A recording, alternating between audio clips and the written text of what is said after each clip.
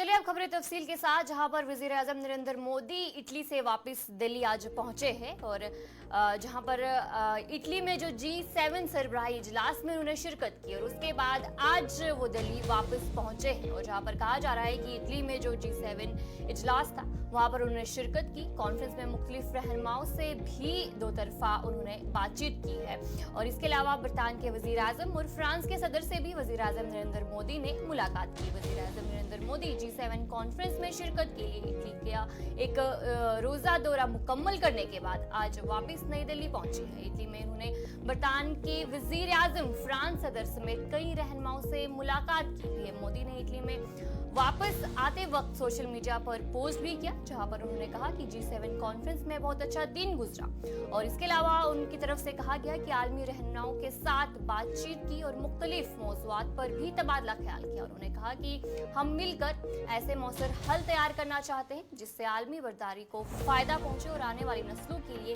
एक बेहतर दुनिया की तश्कील हो सके। और इसके अलावा वज़ीर आज़म नरेंद्र मोदी ने इटली के मेहमान नवाजी का शुक्रिया भी अदा किया।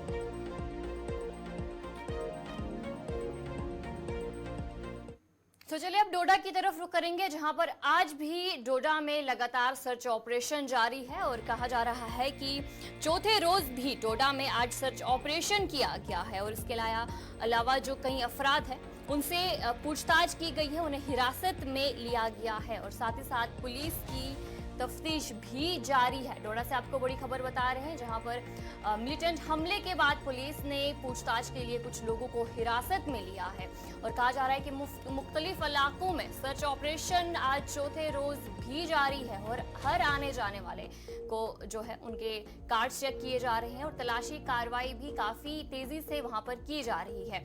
और बड़े पैमाने पर आज भी देखने को मिल रहा है कि चौथे रोज भी डोडा में तलाशी ऑपरेशन जारी है और कुछ लोगों को हिरासत में भी लिया गया है और पूछताछ उनसे की जा रही है। और इसके अलावा पुलिस की तरफ से कहा गया है कि जो तफ्तीश है वो भी लगातार जारी है। डोडा की बात करेंगे तो वहां पर आज रोज भी लगातार सर्च ऑपरेशन जारी है और इसी पर हम जानकारी भी लेंगे। हमारे साथ विकास डोडा से ज्वाइन कर चुके हैं। विकास, बताया कि आज चौथे रोज भी लगातार सर्च ऑपरेशन जारी है, क्या कुछ इत्तला है आपके पास? जी हाँ, लगातार जिस तरह से दो अटैक डोडा डिस्ट्रिक्ट के अंदर होते हैं, उसके बाद लगातार आज चौथा दिन है। उसके बाद गंदोक के उस कोठा टाप पे आज भी सर्च ऑपरेशन जारी है, चाहे फिर पहाड़ी एरिया हो या फिर जहां पर लोग बसते हो, उन तमाम जगहों पर आज भी सर्च चल रहा है। जी विकास, जहां पर देखने को मिल रहा है कि आज भी लगातार जो सर्च ऑपरेशन है, क्या कुछ इनपुट सामने देखने को मिल रहे हैं और जहां पर कहा जा रहा है कि कुछ लोगों को हिरासत में भी लिया गया है, तो क्या कुछ जानकारी है कितने लोगों को हिरासत में लिया है, क्या कुछ पूछताछ, इस हवाले से कोई अपडेट? जी हाँ, पुलिस लगातार लोगों को समझाने का काम भी कर रही थी और साथ में DIG जो DKR रेंज के श्रीधर पाटिल जी हैं, उन्होंने कहा था कि जो भी लोग इसमें इन्वॉल्व होंगे और इस तरह की कोई भी गतिविधि में शामिल होंगे जो टेररिस्ट अटैक में, उन तमाम लोगों को बख्शा नहीं जाएगा। और जिस तरह से मेरी बात गंदोक के SHO से हुई, उन्होंने कहा कि बहुत सारे लोगों को हमने हिरासत में लिया है, उनसे पूछताछ भी की जा रही है। इनमें से उन्होंने बताया कि कुछ पे FIR भी लगी है, जो लोग जो है इन ऐसी जैसी गतिविधियों में शामिल है और लगातार हम और लोगों को भी बुला रहे हैं और पूछताछ जो है जारी है, क्योंकि लोकल इनपुट जो है ज्यादा दे रहे हैं और इसी के चलते टेररिस्ट जो है इन जंगलों में छुपे हुए हैं और लगातार इस तरह के अटैक में शामिल हो रहे हैं। जी विकास, मेरा आखिरी सवाल ये रहेगा कि जहां पर सर्च ऑपरेशन किया जा रहा है, काफी दूर इलाके हैं, तो वहां पर कितना मुश्किल हो सकता है वहां पर सर्च ऑपरेशन करना? टोपोग्राफी की बात करें तो डोडा में भी जहां पर देखने को मिल रहा था कि इनपुट मिले थे सिक्योरिटी फोर्सेस को, तो वहां पर किस तरीके से जो है सर्च ऑपरेशन किया जा रहा है? अगर लोकल का फुल सपोर्ट रहे, लोगों का फुल सपोर्ट रहे इसमें, तो जल्दी से इनपुट जाएंगे। लेकिन कई लोग जो है इसमें मिलाविस है, जो आतंकवादियों को जो है इस तरह से ठिकाने बता रहे हैं और रास्ता बता रहे हैं, इसलिए वो जंगलों में छुपे हुए हैं। जैसे अटैक कर देते हैं उसके बाद फरार हो जाते हैं, यानी हाइड आउट हो जाते हैं और उसके बाद अपने अपने एरिया में छुप जाते हैं। लगातार अलग अलग जगहों पे सस्पिशियस मूवमेंट देखने को मिल रही है, जहां पर भी इस तरह की चीजें सामने आ रही है। पुलिस, आर्मी तमाम उन जगहों पर पहुंचकर सर्च अभियान जारी कर रही है। जी चलिए, बहुत बहुत शुक्रिया विकास जानकारी देने के लिए। विकास आपको जानकारी दे रहे थे जहां पर डोडा में आज चौथे रोज भी लगातार सर्च ऑपरेशन जारी है और कहीं लोगों को हिरासत में भी लिया गया है। तो चलिए अब आगे बढ़ जाएंगे, जहां पर कठुआ की बात करेंगे। तो डीजीपी आर स्वेन जो है आज हीरानगर के दौरे पर वहां पर पहुंचे और वहां पर बताया जा रहा है कि डीजीपी की तरफ से बयान भी दिया गया। उनकी तरफ से कहा गया कि दहशतगर्द जितने भी है उन्हें चुन चुन कर मारा जाएगा। और जहां पर आपके सामने तस्वीरें भी है डीजीपी आर स्वेन की, जो कि हीरानगर पहुंचे और वहां पर उन्होंने कहा कि दहशतगर्दों को चुन चुन कर मारा जाएगा। और साथ साथ फौजियों से उन्होंने बातचीत की है। डीजीपी हीरानगर पुलिस स्टेशन से सेरा गांव के लिए रवाना हुए। जम्मू कश्मीर के डीजीपी आर स्वेन आज हीरानगर के दौरे पर थे और आज हीरानगर पहुंचकर उन्हें पुलिस स्टेशन की बात करें, वहां से सीधा वो गांव की तरफ रवाना हुए, जहां पर हाल ही में जो मिलिटेंट हमला हुआ उस हवाले से फौजियों से भी बातचीत की गई। इसके अलावा डीजीपी ने जो है कहा कि जितने भी दहशतगर्द हैं पूरी कोशिश की जा रही है उन्हें ढूंढने की और सबको चुन चुन कर मारा जाएगा। और साथ ही साथ मौजूदा सूरत हाल का भी उन्होंने जायजा लिया और इसके अलावा उन्होंने बात करते हुए बताया कि मिलिटेंट को जल्द ही कफीर किरदार तक पहुंचाया जाएगा। और क्या कुछ कहा जा रहा है उनकी तरफ से, आपको भी सुनाएं। हमने भी यहाँ अलर्ट भी जारी किया गया है। किस तरह मतलब अगर आप ये मुझे पूछ रहे हैं कि जो थ्रेट है या जो चैलेंज है वो कितना संगीन है या कितना बड़ा है, तो मैं और जगह में भी ये कहा हूँ कि सारे के सारा जो चैलेंज है पार से आ रहा है और उन लोगों ने एक फैसला लिया है कि उनका कामकाज ख़त्म होने को जा रहा था या उनको काफ़ी धक्का कश्मीर में पहुँचा है। तो अब वो जो जिनका धंधा पानी इससे चालू था तो वो कैसे इतना आसानी से छोड़ देंगे। तो वो ठेकेदार बैठे हुए हैं बाहर, तो इन्होंने अपने हिसाब से इसको ज़िंदा रखने के लिए अपनी ठेकेदारी को ज़िंदा रखने के लिए भेजेंगे। अब जैसे हम देख रहे हैं कि ये तादाद में बहुत ज़्यादा नहीं है, तो चूहे की तरह हैं, तो पर है इस तरीके से कि बंदूक है और निहत्थे लोगों के सामने मतलब उनको मौका मिल जाता है। अब हम पूरी आवाम के साथ, आपने जैसे देखा यहाँ पे जिस तरीके से इन्फॉर्मेशन फ्लो कर रहा है, हमारी पुलिस डिफेंस ग्रुप है, हमारे एसपीओज हैं, हमारे फोर्स है, हमारे सीआरपीएफ है, आर्मी है, तो ये इसके सामने कहाँ ये टिकेंगे। ये 8-10 साल कोशिश करे थे इन्होंने इस तरीके से अफरा तफरी मचाने के लिए पुराने जो डेफ्थ इलाके में। ये हमारा बॉर्डर इलाका है। गुजारिश ये है आवाम से कि इंफॉर्मेशन फ्लो ज़रूर जारी रहे, पर हम एक अंग्रेजी में एक लफ्ज़ कहते हैं कि माने फॉल्स फ्लैग हो जाता है। मतलब कई बार इंफॉर्मेशन में आप मतलब हम डर के मारे कई बार होता है, तो उसको परखें, क्योंकि नफरी उतनी होती है, फिर हम जहाँ पे होना चाहिए वहीं होना चाहिए हमें। तो ये एक है, पर इसके बावजूद भी हम जो भी इंफॉर्मेशन आता है, आपने देखा होगा एसपी साहब को, एसएसपी साहब को, डीआईजी साहब को, यहाँ पे हर छोटे बड़े इंफॉर्मेशन पर हम रिस्पॉन्ड करते हैं। हमको ऊपर से भी इसी तरीके से इंस्ट्रक्शन हैं गवर्नमेंट ऑफ इंडिया दिल्ली से कि साहब हम और मजबूत करेंगे अपने टीमों को, गाड़ियों में, नाइट विजन डिवाइस में, वेपन में, ट्रेनिंग में, और हम इनको चुन चुन के मार डालेंगे। माइक्रो सैटेलाइट कितना बड़ा खतरा देखते हैं सर? माइक्रो सैटेलाइट यूएवी, जो उनसे पकड़े दो जो बताए जा रहे हैं ना। जम्मू कश्मीर वक्फ बोर्ड की चेयरपर्सन डॉक्टर सैयद रक्षा इंद्राबी ने दरगाह हजरत बल श्रीनगर का दौरा किया। ईद उल अजहा की तैयारियों को लेकर तामीराती कामों का भी उन्होंने जायजा लिया। इस दौरान उन्होंने 2 मंजिला सैनिटरी कॉम्प्लेक्स और अकीदत मंदों के लिए वजू खाना का इफ्तिताह किया।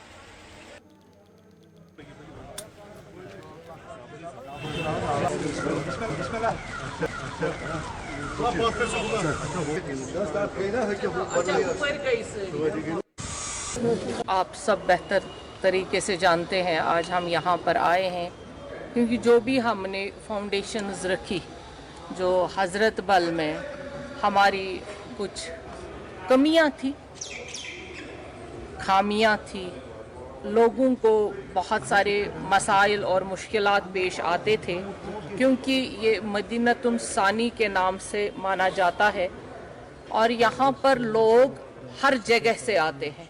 यहाँ वज़ू खानों की काफ़ी कमी थी, लोगों की काफ़ी डिमांड थी, और जब से जम्मू कश्मीर वक्फ बोर्ड नए सिरे से तश्कील पाया तब से हमने सोचा कि जो हमारी ज़ियारतें हैं, दरगाहें हैं, मसाजिद है या हमारा कोई भी एसेट है, वहाँ जो तामीराती काम होना चाहिए वो जल्द अज जल्द होना चाहिए।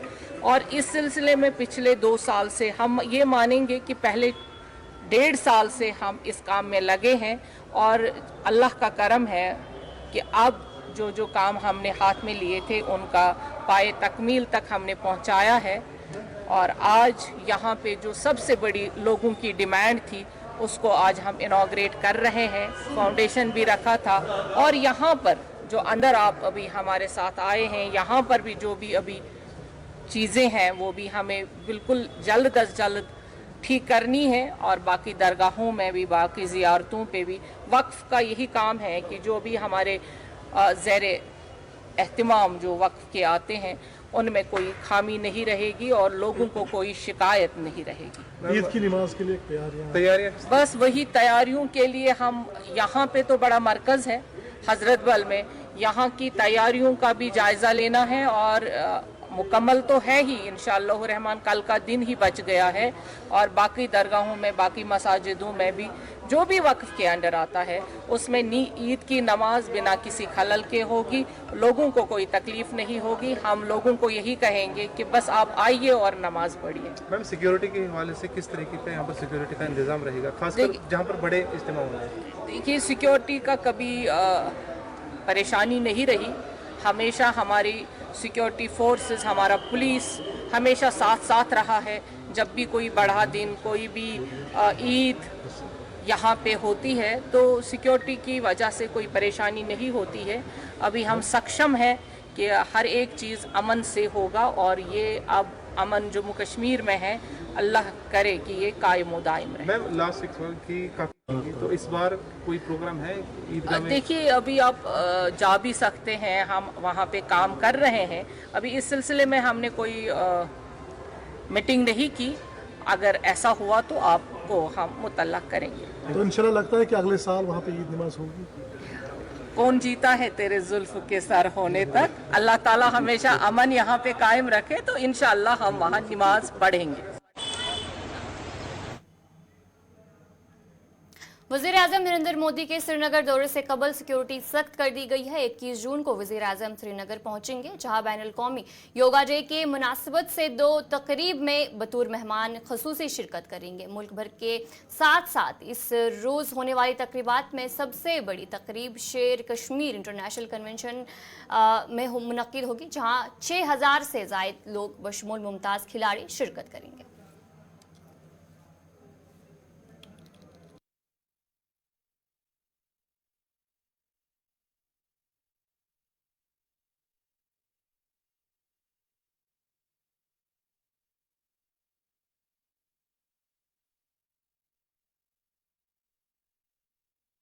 वज़ीर-ए-आज़म नरेंद्र मोदी 21 जून को इंटरनेशनल योगा डे मनाने और इसमें शिरकत करने के लिए वादी कश्मीर पहुंच रहे हैं।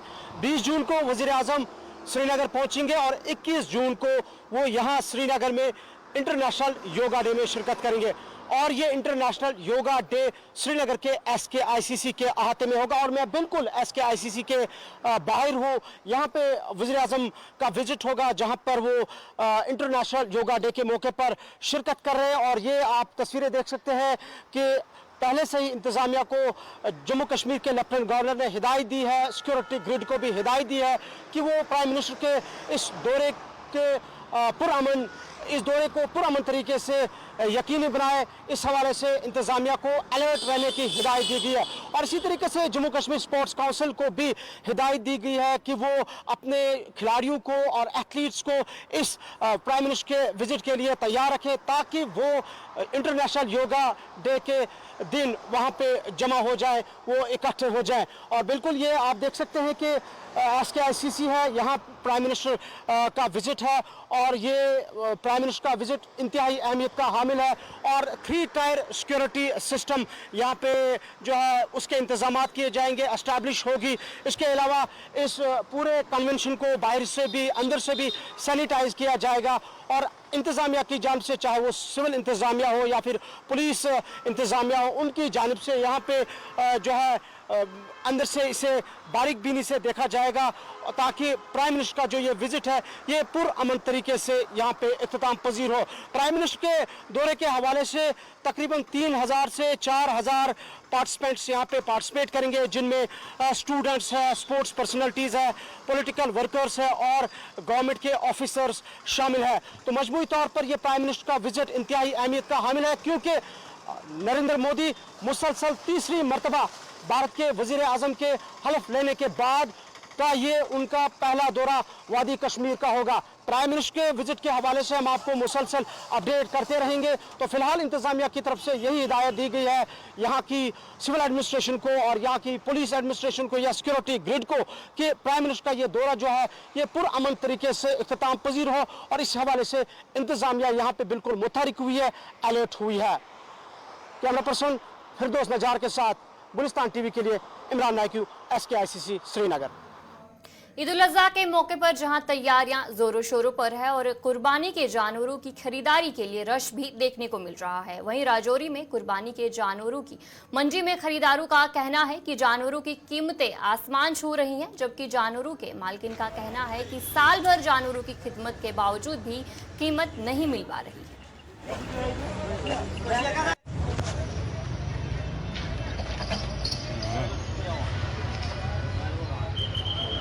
बार जो रेट जो आसमान छू रहे हैं, कोई भी डिस्ट्रिक्ट एडमिनिस्ट्रेशन की तरफ से रेट फिक्स नहीं है, ना कोई मार्केट लगी हुई है, मुंह मांगा लोग रेट मांग रहे हैं, जिसकी वजह से मार्केट में जो है माल लोग कम खरीद रहे हैं। आज आप खुद भी देख सकते हैं कि जितना रश पहले होता था इतना रश आज नहीं है।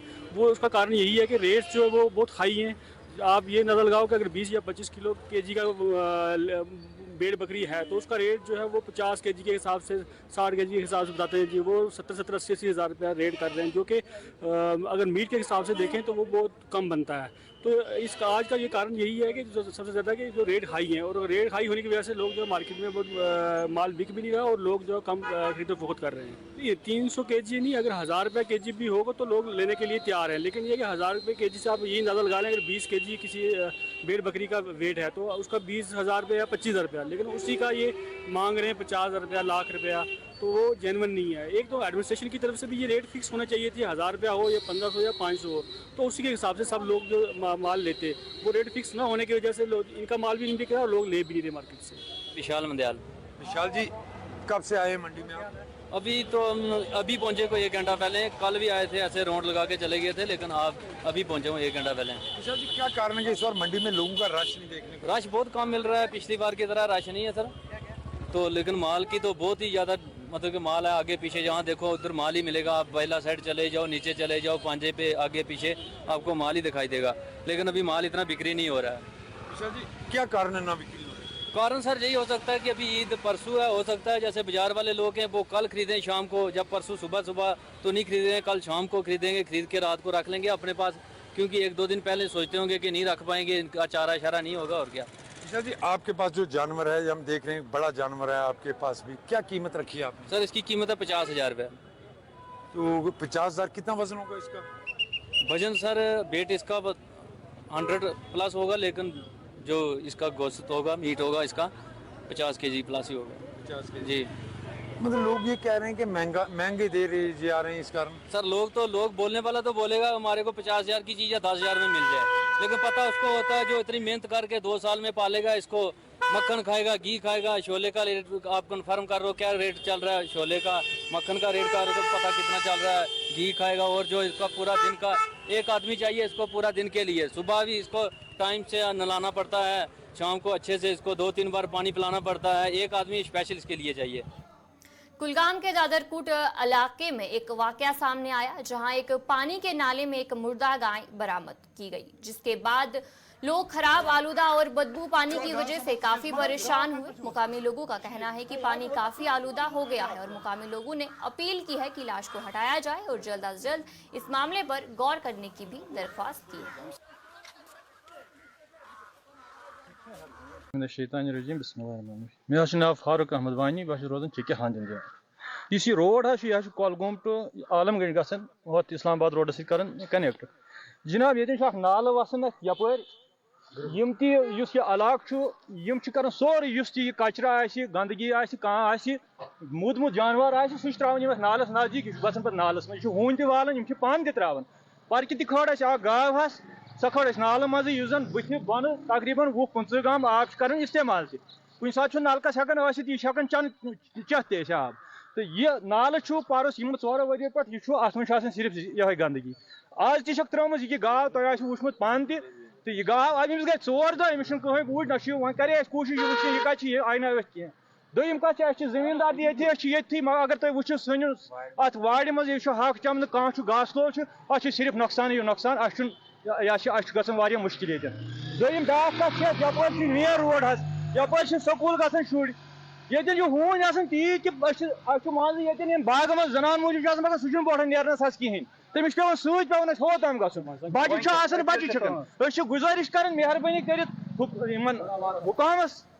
पुंछ जिले में सड़कों की हालत बदतर होती जा रही है। चंदमा कवल पुंछ के सड़कों पर ब्लैक टॉपिंग की गई थी जो कि एक बार फिर से उखड़ गई है और इसके बाद लोगों ने कहा कि उन्हें काफ़ी परेशानियों का सामना करना पड़ रहा है, जहां पर कहा जा रहा है कि ऐसे सड़क की हालात के बाद यहां पर अक्सर कहीं हादसे पेश आते हैं और मुकामी लोगों की तरफ से अपील की गई कि ठेकेदारों के खिलाफ सख्त से सख्त कार्रवाई की जाए और इंतजामिया से मुतालबा किया है कि सड़कों पर जल्द से जल्द ब्लैक टॉपिंग की जाए ताकि लोगों को चलने फिरने में राहत मिल सके।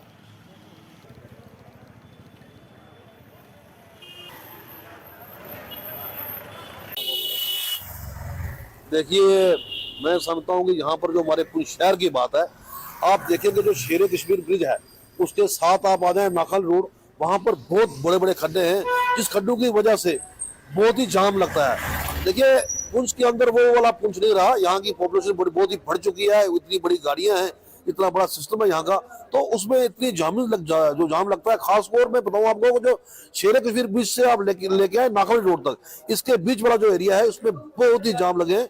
जनाब जो हमारे डिप्टी कमिश्नर पुंछ है बहुत ही अच्छे और काबिल तारीफ है। इन्होंने पिछले दिनों में जब यहाँ पर आए थे तो उन्होंने हमारी रोडों का जो लगभग जो है ब्लैक टॉपिंग का बड़ा अच्छा एक जाल बिछाया था उन्होंने, मगर अब जो देखने को मिल रहा है कि कहीं ना कहीं जो हमें समझता हूँ जो PWD डिपार्टमेंट है उसकी जो है वो मैं समझता हूँ नालायकी में समझूंगा।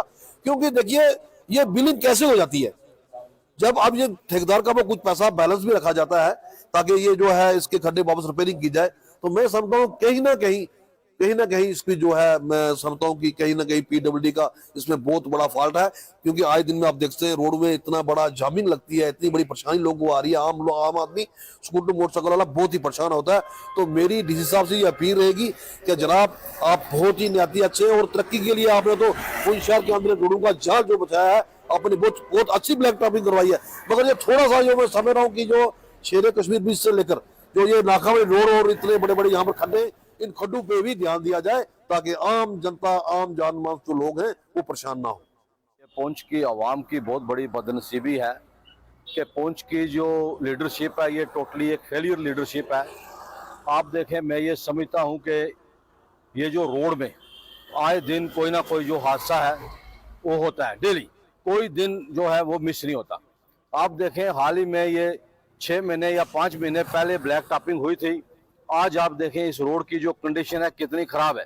खासतौर जो लड़के मोटरसाइकिल तेज चलाते हैं वो जिग जैग चलते हैं और अपना तो वो नुकसान करते हैं, साथ में वो जो गाड़ी वाला है उसका भी नुकसान करते हैं। मैं ये समझता हूँ कि इसमें जो एक बहुत बड़ा माफिया इन्वॉल्व है उन लोगों के खिलाफ एक एक्शन होना चाहिए, खासतौर उसमें जो PWD डिपार्टमेंट है। मैं ये बात जरूर कहूँगा क्योंकि वहां पर जो है मैं समझता हूं कि करोड़ों रुपए का जो गफला आज तक हुआ है उसकी कोई इन्वेस्टिगेशन नहीं हुई। मेरी गवर्नर साहब से ये मीडिया के माध्यम से ये पुरजोर अपील है कि इसकी एक लार्ज लेवल पर इन्वेस्टिगेशन करवाई जाए और ये जितने भी गड्ढे हैं आप देखें, गड्ढा बचाने की वजह से जो है लोग अपने आप गाड़ी साइड करते हैं या मोटरसाइकिल साइड, आगे वो किसी दूसरे बुजुर्ग को, बच्चे को या किसी जानवर को हिट करते हैं और उससे बहुत बड़ा हमारा नुकसान होता है। मैं फिर एक बार मीडिया के माध्यम से इस हिसाब से भी ये पुरजोर अपील करता हूं कि इसकी लार्ज लेवल पर इन्वेस्टिगेशन होनी चाहिए। जिन लोगों ने ये ब्लैक टॉप की थी उनके खिलाफ भी जो एक्शन होना चाहिए। मैं इसी पर इत्तेफाक चाहूंगा। जय हिंद, जय भारत। जी, जो ये पिछले दिनों ब्लैक टॉपिंग हुई आप सबने देखा, डीसी साहब ने तो काम किया कि उन्होंने ये टेंडर लगवाए और 1 करोड़ 20 लाख का मैंने सुना है जो ये टेंडर वर्क निकला। तो ये ब्लैक टॉपिंग के लिए, लेकिन बिल्कुल सब स्टैंडर्ड काम हुआ। जो एक बारिश हुई, बारिश अभी तो पूछ हुई ही नहीं, बस छोटी सी हल्की सी बारिश हुई, उस बारिश में भी ये सब जो वॉश आउट हो गई ये रोड। ये मैं समझता हूँ इसकी विजिलेंस इंक्वायरी होनी चाहिए। जो इन्होंने ये काम किया पीडब्ल्यूडी डिपार्टमेंट के खिलाफ मैं समझता होनी चाहिए। डीसी साहब तो फंड रिलीज करते हैं, उन्होंने काम करवाना है, लेकिन काम यहाँ जो आके खड़े होके जो पीडब्ल्यूडी के जो जेई इंजीनियर जो एई हैं वो इतने तनख्वाह लेते हैं गवर्नमेंट से, वो किस काम की तनख्वाह लेते हैं? मैं नहीं समझता हूँ कि वो ईमानदारी से कोई काम कर रहे हैं। मैं डीसी साहब से कहूंगा वो इनकी बिल्कुल इनका संज्ञान लें इसके ऊपर, उनसे पूछें कि आपने क्या क्या काम किया। वो देखें आप शेर कश्मीर ब्रिज से लेके वो जो नाखा वाली रोड है, जो ऐतिहासिक रोड है, मैं समझता हूँ उसके ऊपर इतने बड़े बड़े गड्ढे हैं कि वो जो मैं समझता हूँ गाड़ी छोड़ो ट्रैक्टर रोड जिसको बोलते हैं वो बनी हुई है आज। ऐसा नहीं होना चाहिए। ये हमारे पुंछ है, ये पहले रियासत थी पुंछ, ये आज डिस्ट्रिक्ट है। जो मैं समझता हूँ इसकी बहुत अच्छे तरीके से डेवलपमेंट होनी चाहिए, ताकि ये बाहर से लोग आते हैं जो बोलते हैं ये टूरिज्म के मैप पे लाएंगे, तो टूरिज्म इसी से बढ़ता है जो आपकी सड़कें जो अच्छी हों। मैं फिर एक बार गवर्नमेंट से ये अपील करूंगा कि इसके ऊपर बिल्कुल ध्यान दिया जाए और रोडें जो मेंटेन की। जिला इंतजामिया बांडीपुरा ने अली स्पोर्ट्स एकेडमी के इश्तराक से आज साइकिल रेस का इनेकाद किया। साइकिल रेस का आगाज मिडिल स्कूल राकी शलोच से हुआ और तकरीबन 3 किलोमीटर का फासला शलोच श्रीनगर बांडीपुरा रोड तक जारी रहा। इस मौके पर मुख्तलिफ स्कूलों के दर्जनों स्कूली बच्चों ने हिस्सा लिया।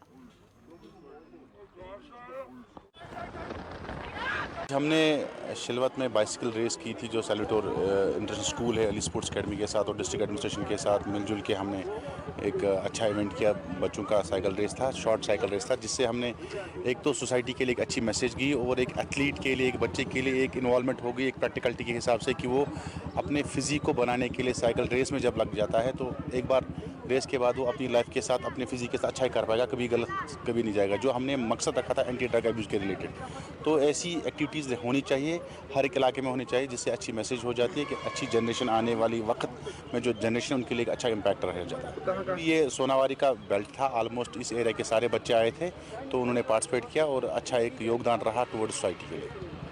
मेरा नाम ताहिन है, मैं क्लास 3 में पढ़ती हूँ। आज मैंने साइकिलिंग की, मुझे बहुत मज़ा आया साइकिलिंग में। मैंने स्कूल से लेके शिलवत तक की। मुझे बहुत अच्छा फील हो रहा है और मुझे बहुत मज़ा भी आया।